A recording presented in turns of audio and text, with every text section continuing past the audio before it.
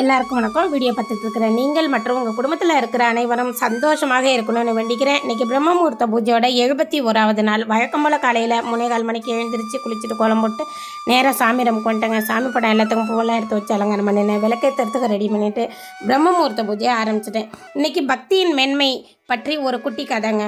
இந்து சமயம் பறந்து விரிந்த சமயம், பலவித நோக்கம் உடையது, கொள்கை உடையது, பல சித்தாந்தங்கள் உடையது.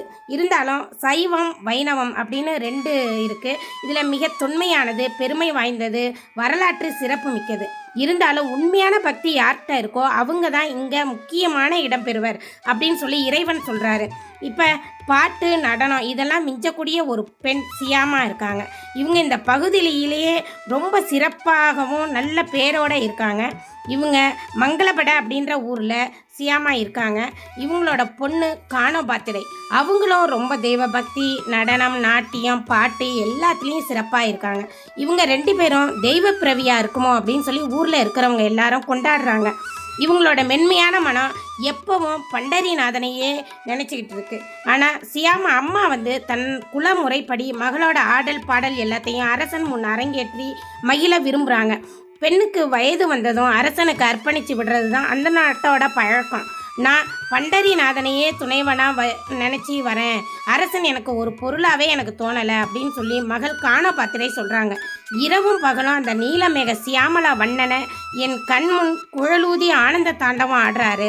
அதனால் நீ என்னை வற்புறுத்தி இந்த இழி தொழிலில் வீழ்த்தாதம்மா அப்படின்னு சொல்லி அம்மா அம்மாட்ட சொல்கிறாங்க. இப்போ மகளுடைய சொற்களை கேட்டு அம்மாவுக்கு ஒரே சந்தோஷம்தான். இருந்தாலும் அரசன் சும்மா விடுவாரா அப்படின்ற ஒரு பயம் மனசில் இருக்குது. இப்போ பண்டரிபுரம் போகிறதுக்காக ஒரு யாத்திரை கோஷ்டி அந்த ஊருக்கு வராங்க. அவங்களோட நானும் போகிறேன் அப்படின்னு சொல்லி மகள் சொல்கிறாங்க. அம்மா சரின்னு அனுப்பி வைக்கிறாங்க. இப்போ போகிற வழியில் இனிய கானத்தை பாடி போகிற சிரமம் தெரியாமலே எல்லாரும் பண்டரிபுரம் போய் சேர்ந்துட்டாங்க. ரொம்ப பக்தி பரவசமாக இருக்காங்க. இப்போ அந்த கோயிலில் தங்கி கானோபாத்திரை மகள் பக்தி பஜனை செஞ்சு வராங்க. இவங்களோட அழகிலும் கானத்திலும் மயங்கி அரசன் எப்படியாவது அவளை இங்கே கொண்டு வந்துருங்க, என்கிட்ட சேர்த்து வைக்கணும் அப்படின்னு சேவகர்களை அனுப்பி வைக்கிறாரு. அவங்க முதல்ல நயமாக கூப்பிட்றாங்க, அப்புறம் பயமுறுத்தி கூப்பிட்றாங்க. கானோபாத்திரை என்ன பண்ணுறதுன்னு யோசிக்கிறாங்க. இப்போ கடைசியாக நான் உள்ளே போய் இறைவனை தரிசிச்சுட்டு வரேன், அது வரைக்கும் நீங்கள் இங்கே கொஞ்ச நேரம் பொறுமையாக காத்துருங்க அப்படின்னு சொல்லி பணிவோடு சொல்லிட்டு கர்ப்ப கிரகத்துக்குள்ளே நுழையிறாங்க. இறைவன்கிட்ட முறையிடுறாங்க. தங்களுக்கு உரிய பொருளாகிய என்ன வேறொருவன் தொடலாமா? இது நியாயமா? இதுக்கு நீங்கள் அனுமதிக்கலாமா?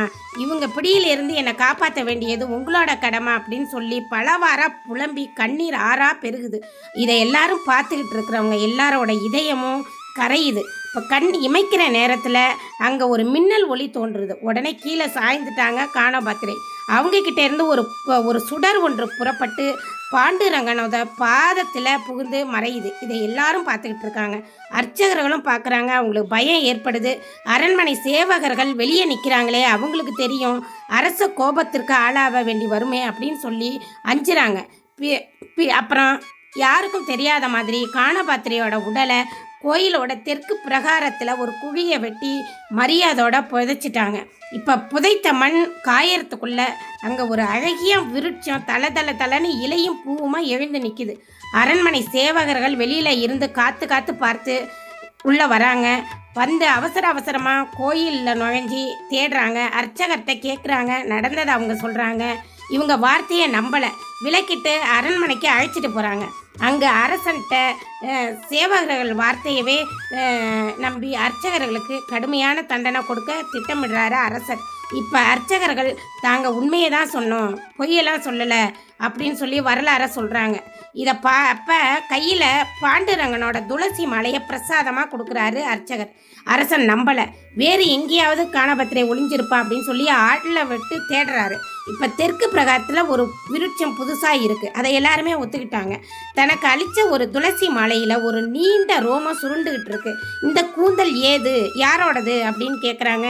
அர்ச்சகர் சொல்கிறாரு, இது பாண்டுரங்கனது சிறகையாக இருக்கலாம் அப்படின்னு சொல்கிறாரு. அதையும் பார்த்துடலாம் அப்படின்னு அரசன் தானே நேராக பரிவாரத்தோட கோயிலுக்கு வராரு. பாண்டுரங்கன் அரசனுக்கு குடுமியோட காட்சியளிக்கிறாரு. அதை கண்ட அரசன் அதிர்ச்சி விடுறாரு. அவன் அர்ச்சகர்களை விடுதலை செஞ்சிட்டாரு. இப்போ தெற்கு பிரகாரத்தில் விருட்ச வடிவமாக இருக்கிற கானபாத்திரையை சென்று 3 முறை வலம் வந்து வணங்குறாரு. தாயே, உன்னுடைய பக்தியால் என் கண் திறந்து விட்டது, என்னை மன்னிச்சிக்கோ அப்படின்னு சொல்லி மன்னிப்பு கேட்குறாரு. சாஷ்டாங்கமாக விழுந்து வணங்குறாரு.